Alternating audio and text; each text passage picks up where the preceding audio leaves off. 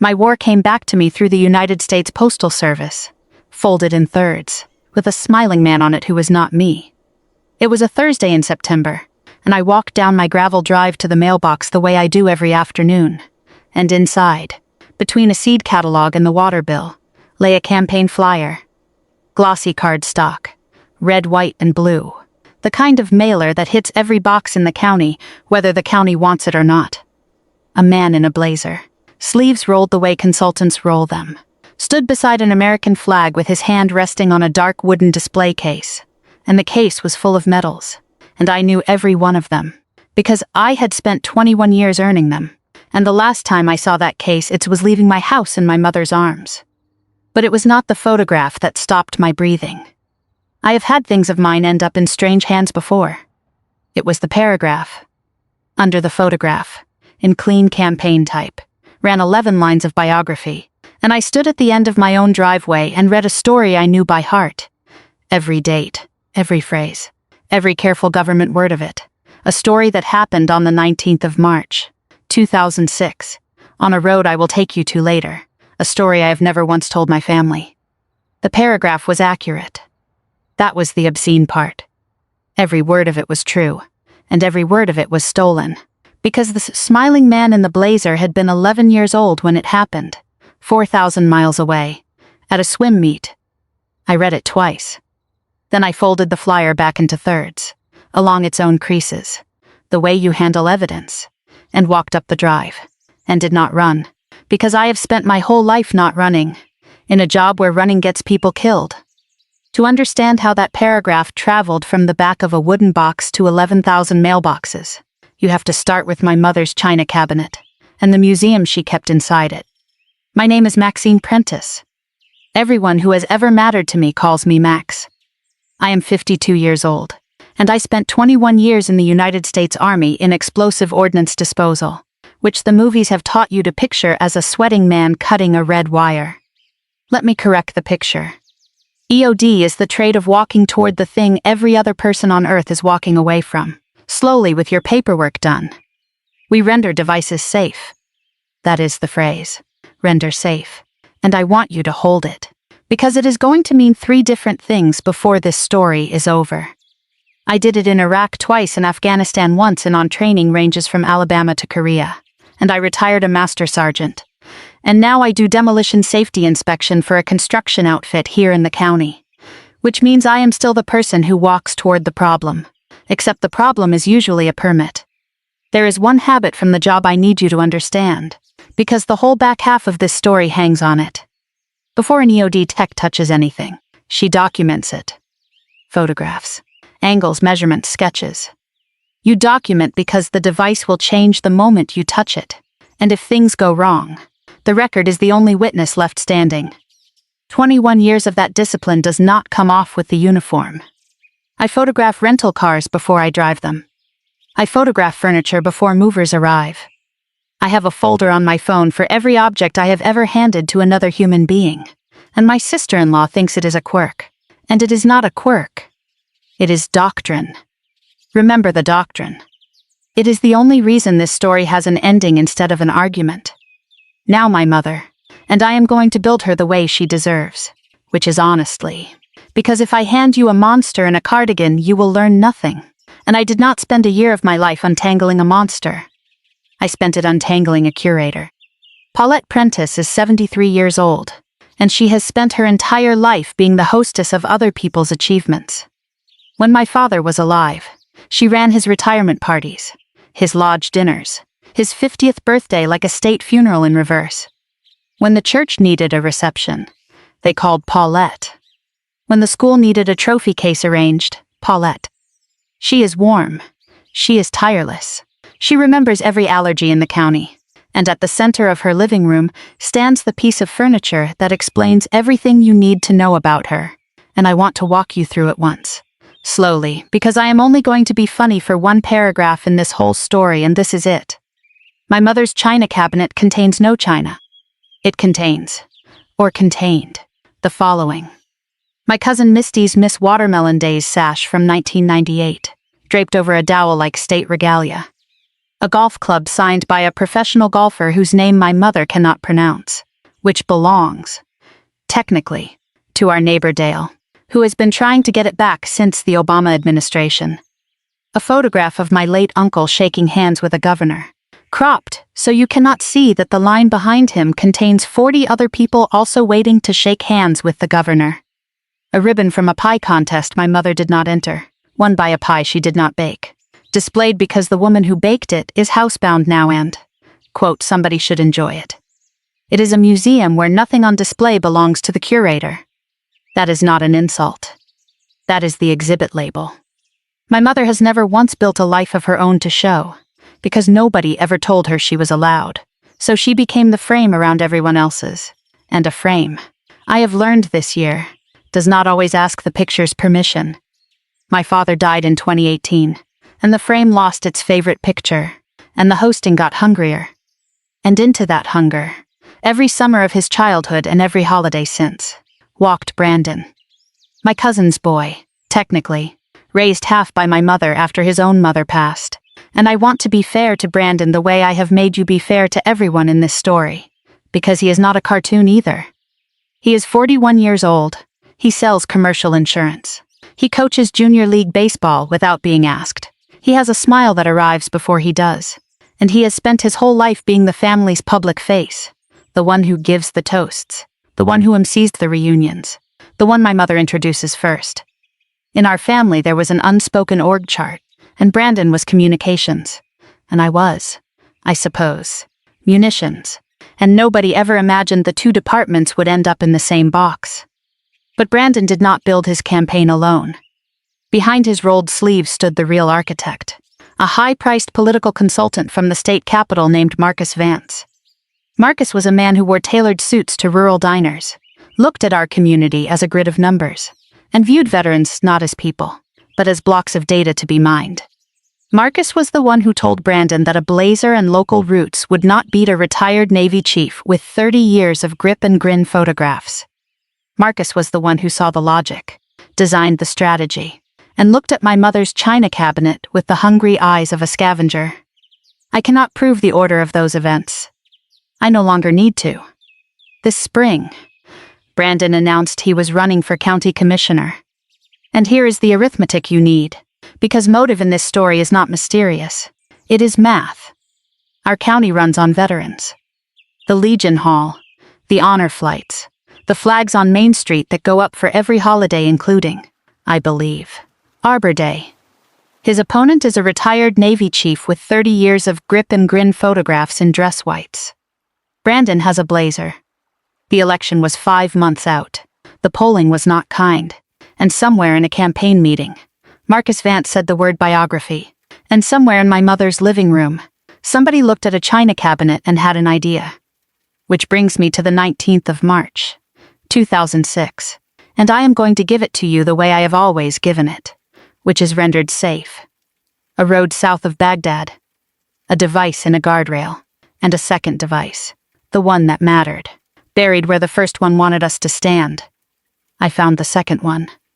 I took the long walk twice that morning, and the second time, the morning tried something, and a piece of it, a gray steel chip the size of a thumbnail, ended up somewhere it should not have, and was later removed, and I kept it.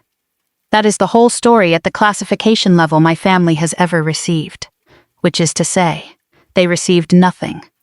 I never told them. Not out of secrecy. Out of rendering. You make a thing safe for the people you love. You file down its edges. You say the deployment was hot and the food was bad, and you change the subject. And after 21 years of changing the subject stops existing. My citation. The paper version of that morning lived folded in an envelope taped behind the metal mounting board of my shadow box, because that is where I filed it, with the metals it explains, and the gray chip lived in the front corner of the case, set in a dot of epoxy, unlabeled, looking for all the world like a pebble. Only 2 living people knew what that chip was. I am one. You will meet the other. So now you can understand the afternoon in June when my mother asked to borrow the box. She had the garden club coming, and then the church women, and she stood in my kitchen with her hands folded and said, Maxie, let me have the case for the mantle a while. People ask about you, you know. I want them to see. And I want to be honest about what happened in my chest, because this is my share of the story, and I promised you I would lay it down early. 2 answers stood up at the same time. The trained answer said, "That case does not leave this house." And the daughter answer said, "She is 73. She is proud of you. And telling your mother no feels rude. And rude was the only thing Paulette Prentice ever raised me to fear." The daughter won. But the technician got a concession, because the technician always gets a concession. Before that box left my house, I set it on the kitchen table and photographed it. Every angle. Every metal. The corner chip. The mounting board. 41 photographs. Time-stamped. Filed in the folder on my phone marked with that day's date. And my mother watched me do it with the patience of a woman humoring a beloved eccentric. And said, honestly, "Max, it's not going to the moon. It's going to the mantle. EOD does not touch a thing it has not photographed," I told her. Not even love. 3 weeks later I came for Sunday dinner, and the mantle was empty. I stood in front of it holding a dish of green beans, and I asked, "Where's my case, Mom?" And my mother, lighting the candles, without turning around, in the voice she uses for wonderful surprises, said the sentence that started the longest walk of my civilian life. "Oh, honey, don't fuss. It's being appreciated."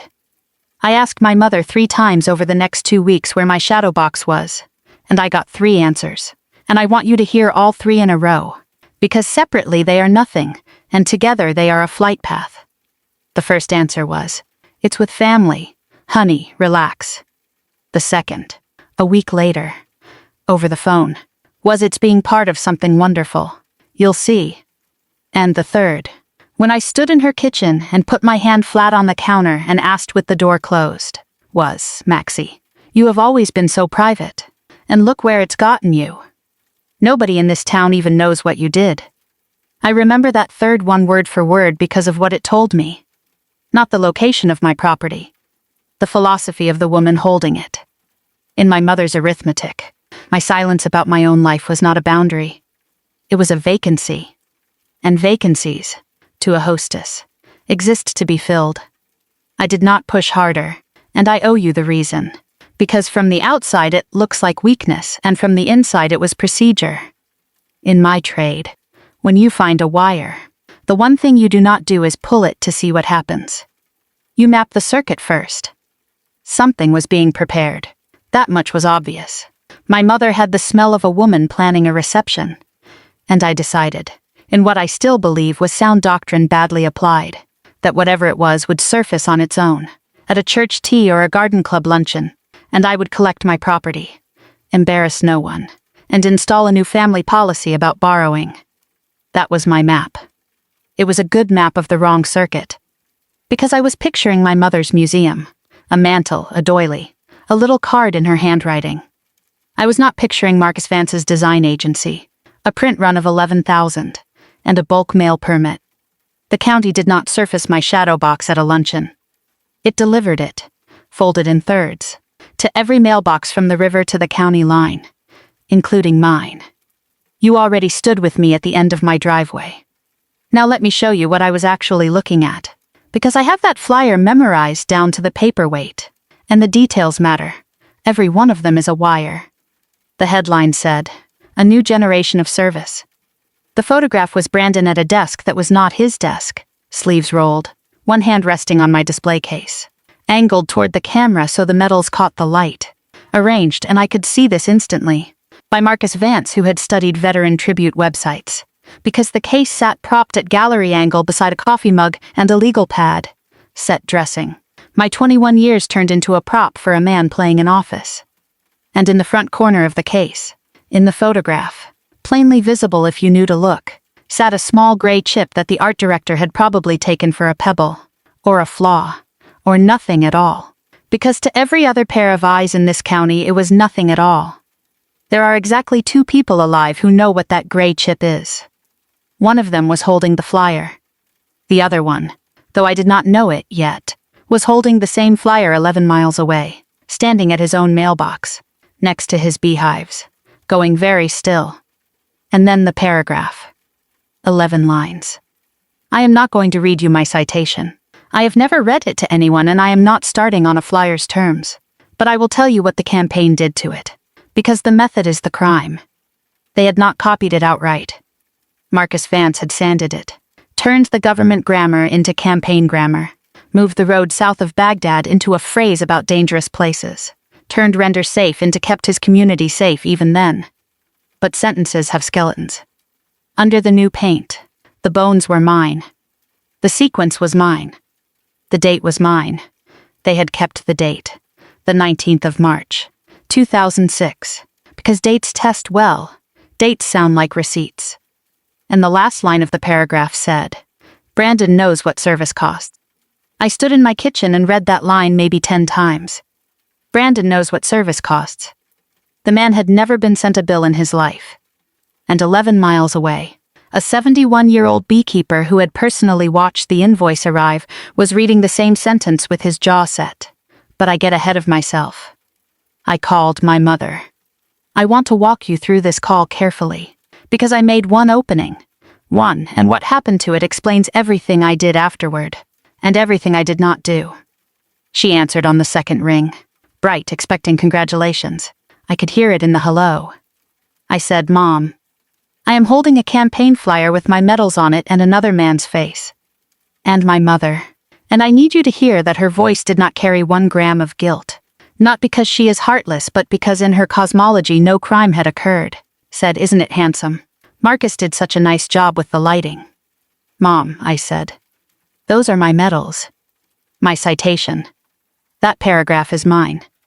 And I got no further, because this is where the door closed. Gently, the way she has closed doors her whole life. Oh, Maxie, don't you dare make this ugly, she said. The whole family is finally excited about something. Brandon and Marcus worked so hard on this, and you weren't using any of it.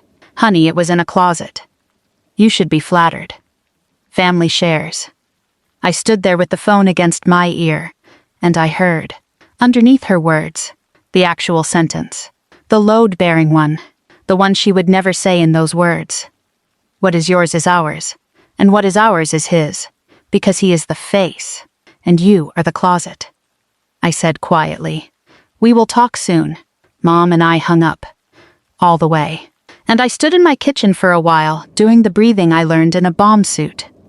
The next afternoon, the escalation moved from the mailbox to my actual porch.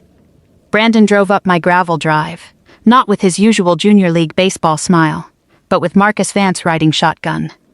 They did not wait for me to invite them in.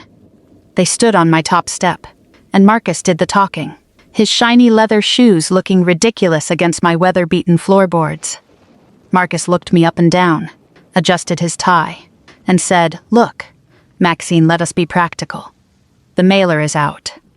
It is testing at a 92% approval rating with the Veterans Coalition. Brandon is going to win this seat, and when he does, your family gets a seat at the table. So do not get stubborn. You spent 20 years hiding in the dark. Do not ruin a primetime operation over pride.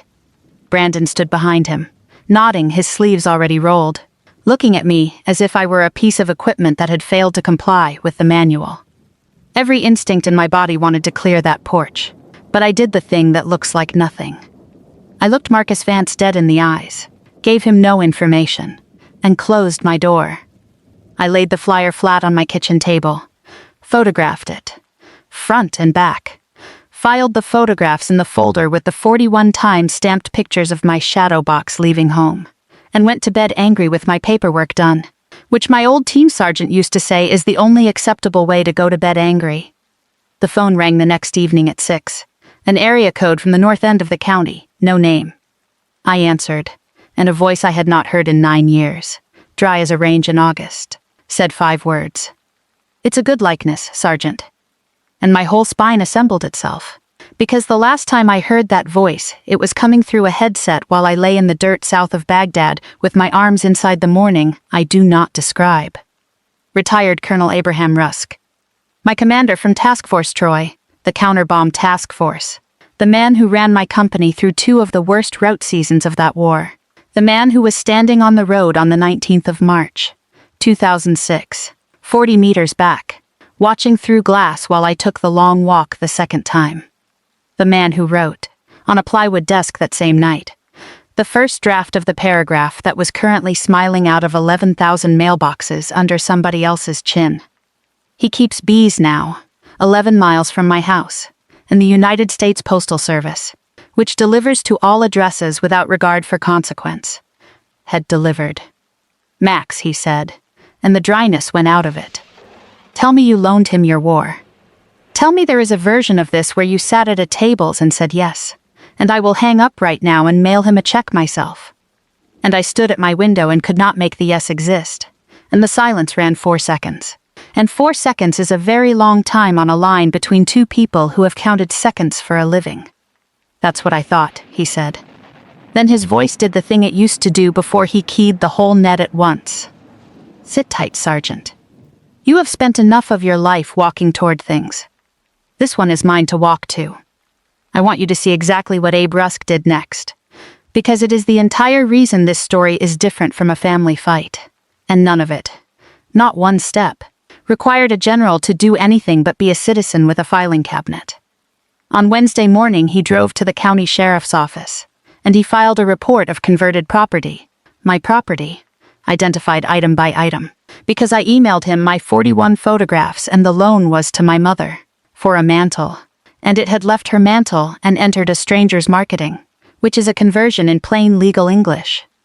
And on Wednesday afternoon he sat at his kitchen table with his reading glasses on and wrote a formal complaint to the county election board regarding a fabricated service biography in official campaign material, and attached the flyer, and attached a sworn statement that began with the sentence, I commanded the unit in question, and I wrote the original citation, and the events described did not happen to the candidate. I asked him, later, why he went in that order. Property first, election second. And he said the thing I have been chewing on ever since. Because the medals are yours, Max, and the record is everybody's. Your mother took a private thing.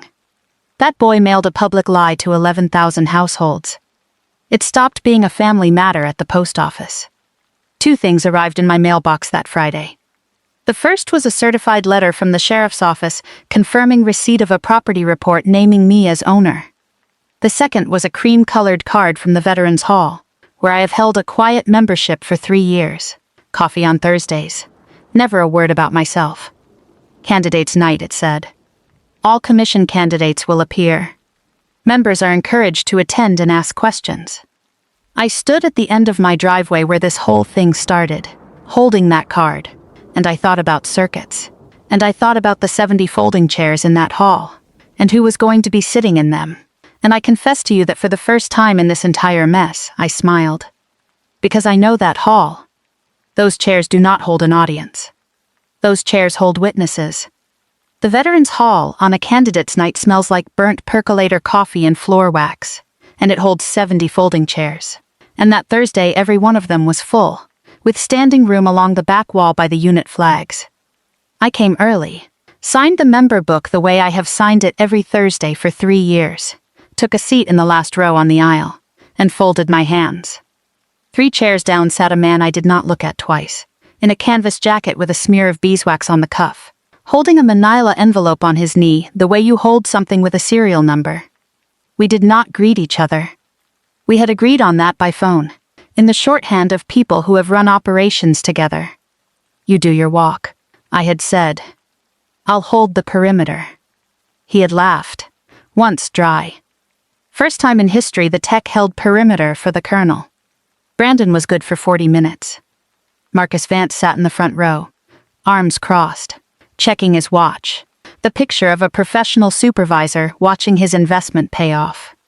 Brandon was warm about roads and drainage, funny about the county budget, generous to his opponent, and watching him work those chairs I understood, better than any strategy memo could have taught me, exactly why my mother believes what she believes. The boy shines. You put him in front of a room and something in you wants to hand him things. My family had been handing him things for 41 years, and the only unusual item in the pile was mine. The moderator, a retired chief warrant officer who runs the hall's Thursday coffee with the gravity of a change of command, Open the floor for member questions. 2 about the highway extension. 1 about the boat launch. And then from 3 chairs down, without hurry, a man in a canvas jacket stood and did not take the microphone the volunteer offered, because some voices carry on their own authority, and said, "Question for Mr. Prentice Hale." And the room, which knew Abe Rusk the way small counties know their quiet lions, adjusted itself in its chairs. He held up the flyer, folded in thirds, then let it fall open. 1 question, 7 words, delivered in the voice he used to key across an entire net. "Son, who wrote this paragraph about you?" And I watched Brandon's face do a thing I have seen on training ranges when a device does not behave the way the diagram promised. The smile stayed. Everything behind it stood up and left the building. He glanced toward Marcus Vance in the front row, but Marcus was suddenly looking at his phone, his posture rigid. Brandon turned back to the crowd and said, "Well, sir, our communications team develops all our material, and if there's a concern about wording..." "Wording," Rusk said, "and set the word down the way you set down a wrench you are done being polite with." "All right. Then let's leave wording. Let's do substance." And that was the end of the first layer, and nobody in that room was breathing shallow anymore. Second layer. Rusk asked 2 questions, and he asked them kindly, which was the terrible part, in the tone of an instructor who already grades the exam failed and is now only documenting. First question. The material says you kept your community safe, in dangerous places, in the tradition of explosive ordnance disposal. Tell this hall, in your own words, what render safe procedure means. And Brandon, 41 years of rooms opening for him, reached for it, and produced something about making sure dangerous situations are handled so families can sleep at night. A sentence with the nutritional content of cotton candy. And from the middle rows came a sound I can only describe as 40 veterans not saying anything at the same volume. And then Rusk took 3 steps forward, put the flyer photograph flat on the front table, and asked the second question, the one only 2 living people on this earth could answer. And he asked it looking at Brandon but pitched to the room, slowly. In the corner of this display case, there is a small gray chip of steel.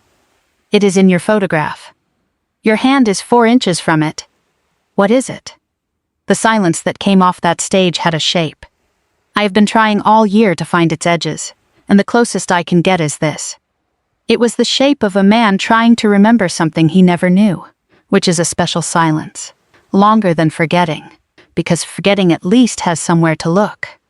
Brandon glanced down at the photograph of a box he had posed with for 20 minutes and never once seen, and he said, and he said, "It's," and then he did the only honest thing he did all night. He stopped talking. And in the last row, on the aisle, I sat with my hands folded and looked at a pebble-sized piece of the 19th of March, 2006, printed in campaign gloss on a folding table, and I did not stand up.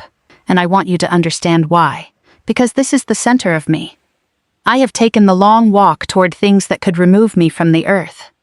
I have knelt over the answer to that man's question while it was still asking.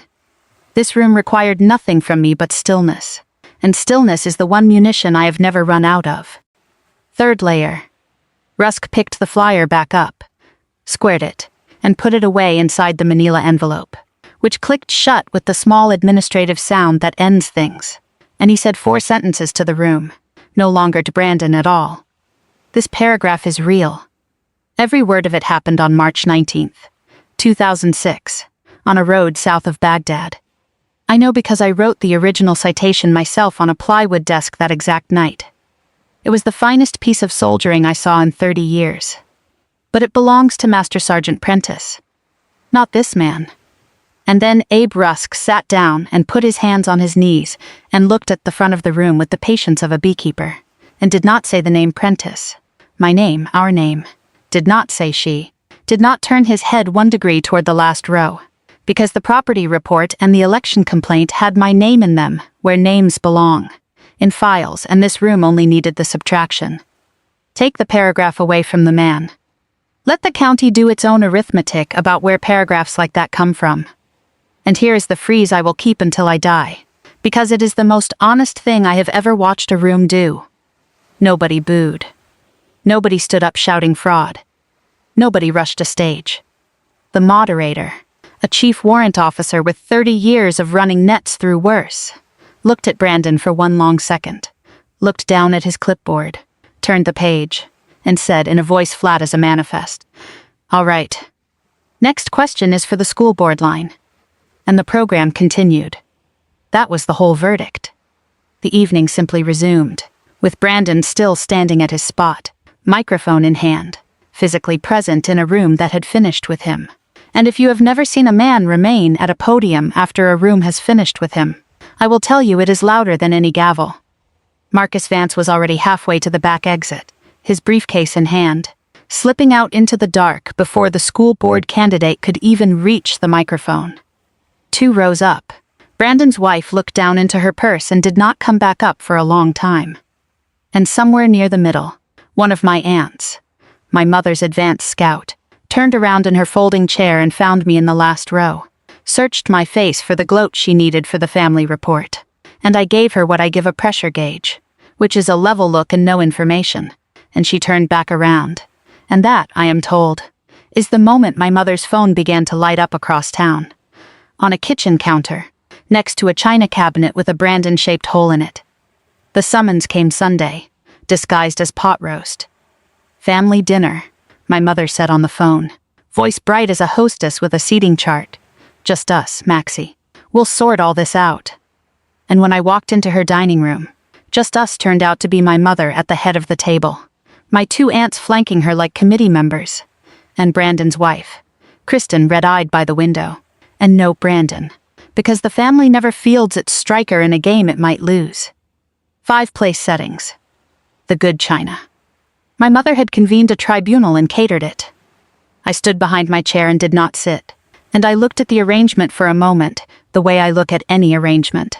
And then I did the thing I have learned to do, which is to name the mechanism out loud, calmly before it can operate. "Mom," I said, "you brought an audience to force a settlement. That was a staffing decision, and I want you to know I recognized it in the doorway." One of my aunts made a sound like a kettle deciding against boiling. My mother smoothed the tablecloth with both hands and said, "We are a family. Maxine, families gather." And Aunt Renee, right on schedule, leaned toward Kristen and said, "In the stage whisper that woman has mistaken for discretion since the Carter administration. You know she's been different since the army. They get like this. Paranoid. It's very sad." And there it was, the oldest munition in the family arsenal, aimed at the one member who has actually been trained in munitions. I did not raise my voice. I poured myself water from the pitcher, which nobody expected. And I said, "Renee, I've been calm at war, and you have seen me calm at Thanksgiving. Pick which one frightens you, and we'll proceed from there." Nobody picked. The tribunal lost its stage whisperer for the remainder of the session. Then my mother made her opening statement, and I need you to hear it complete, because it is the most honest wrong thing she has ever said to me. "Those Metzels were sitting in a closet, Maxine. In the dark. 21 years and you never showed a soul. Never let me have one dinner about it. And Brandon needed a little shine. And I was proud of you. That is why I did it. I wanted this whole town to finally see what my daughter did." Her chin was up. Her hands were flat on the cloth. She believed every word. And that is the tragedy of my mother. Her sins have always had the posture of gifts. I let it land. All of it. And then I gave her back the one distinction this entire year had taught me. "Mom, you were proud of the box. Pride of the box is decoration. You can dust it. You can angle it toward the light. You can lend it out when the face of the family needs a shine." Pride of the daughter would have asked. One question, one time in 25 years. "What happened over there, Max?" You never asked it. He got my war without asking, because you had it ready to hand out, because you never once treated it like it was attached to a person. An hour later, the real verdict arrived from the state capitol. Marcus Vance had released a formal memo completely dissolving the campaign firm's relationship with Brandon, citing a non-disclosure violation, and completely washing his hands of the candidate. Marcus Vance was already drafting the strategy for a new client 3 counties over. Brandon withdrew on a Tuesday, 9 days after candidates' night, in a statement that ran 4 lines in the county paper. I will quote you the middle 2, because they surprised me. The biography in my campaign material described events I did not experience, and no one bears responsibility for that but me. I apologize to this county's veterans, and to one in particular, who knows the truth of it better than anyone alive. No excuses in it. Consultants do not surrender adverbs like that, and I have come to believe it was the first honest paperwork of his entire campaign. The complaint closed with the withdrawal. The property came home the way I required it to. He carried the shadow box into my mother's living room on a Sunday afternoon, before the identical audience she had once catered. My mother, both aunts, Kristen and me, because I had learned the family's own doctrine, and requisitioned their witnesses for the correction. He set the case on the dining table. And then Brandon Prentice Hale, 41 years old, the face of this family, the boy rooms opened for, stood up straight next to 21 years of my life, unfolded a plain sheet of paper, and read my citation out loud, start to finish. Every government word of it. No campaign sanding. The road, the date, the second device, the 12 minutes, and my name, my full name, at the end, which he read slower than the rest. I want to tell you what happened in me while he read, because it was not what I braced for. I have never heard that paragraph in a room of my family. My mother heard, for the first time, what she had loaned out. My aunts heard what they had stage whispered about. And I sat with my hands folded, in the same stillness I sat in at the Veterans Hall, and understood that the paragraph was finally happening to the right people, which was, it turns out, all of them. When he finished, nobody clapped. Thank God. My family has learned exactly one thing this year, and it is when not to clap. He closed the paper, looked at me, and said the second honest thing of his campaign. It should have been heavier, he said, carrying it across the room. A thing like that should weigh more than it does. And I told him the true answer, which is that it weighs correctly. He was only ever built to carry the box. The recipe tin surfaced that same evening, and I need you to have this, because I promised you my mother is not a monster, and here is the evidence for the defense. She went to the kitchen to make coffee nobody wanted, her hands needing a task, and she came back instead holding her recipe tin, the old flour-dusted one, and she worked something out from under the card for icebox rolls and put it in front of me without a word. A newspaper clipping. September of 2003, our county paper, 4 inches of column. Local woman completes Army explosive ordnance training, 3rd in her class. Cut straight, folded once, kept 21 years in the tin she opens every single week, grease spotted at one corner from 2 decades of Sunday baking. She had been carrying me next to the icebox rolls my entire career. My mother was proud of me the whole time. That is not the acquittal. That is the indictment and the mercy in one grease-spotted document, because her pride was real, and it lived in a tin, in the dark, unlabeled, exactly where she claimed my medals had been wasted. And the difference between us is that I never loaned her clipping to a stranger. What she said, standing there while I read it, was not sorry. It was better calibrated than sorry. I spent my whole life decorating with other people's stories, she said. I never once asked what this one cost you. And then, quietly, with her hostess spine perfectly straight, I am asking now. And I said, someday soon, Mom. When it is invited. And this time the word someday had a pulse in it, because for the first time in 25 years, she had asked. The china cabinet came down over the following month, and she took it down herself, and returned everything, Misty's sash, the governor photographed to my uncle's widow, and Dale finally got his golf club back after 11 years, and stood on his porch holding it like a man released from a long administrative captivity. And then my mother, being my mother, found the version of herself that this story could keep. The County Historical Society runs a small veterans display, 2 neglected cabinets by the courthouse entrance, and Paulette Prentice took it over with one rule she wrote herself and taped inside the glass where only she can see it. Every item named for its true owner. Verified. She calls families now. Checks dates. Requests documentation. interrogates provenance like a woman auditing her own past, and the courthouse ladies say she is ferocious about it. The town's first honest curator. It turns out that is what a frame becomes when it finally asks the picture's permission. Abe Russ comes by some Thursdays now, trading a jar of honey for coffee. The first time, he stood over the shadow box, back on my shelf where it lives, on loan to no one, and looked a long moment at the gray chip in the corner, the pebble that unmade a campaign, and said, "Still ugly." And I said, "Still mine."